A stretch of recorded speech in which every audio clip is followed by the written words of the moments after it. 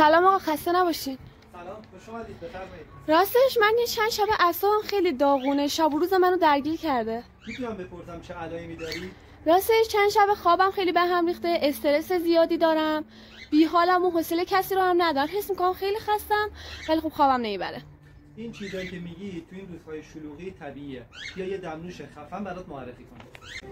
خب دوستان، بریم برای آماده‌سازی دمنوش تقویت قلب و اعصابمون. دوستان عزیز، این گیاه بادرنج‌پوش است. برای تقویت قلب و اعصاب خیلی عالیه.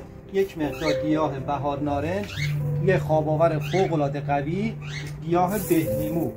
اینو یه مقدار بیشتر باید بریزیم. هم عطر خیلی خوبی داره، هم تقویت سیستم ایمنی بدنه. گیاه استخوان‌دوست یه گیاه فوق‌العاده عالی برای آرامبخش تقویت قلب و اعصاب هستش. و این گیاه بیتمش فوق‌العاده برای قلب عالیه، مقدارش یه مقدار بیشتر باشه نسبت به بقیه. و گیاه گل گاوزبان یه تقویت قلب و اعصاب عالی.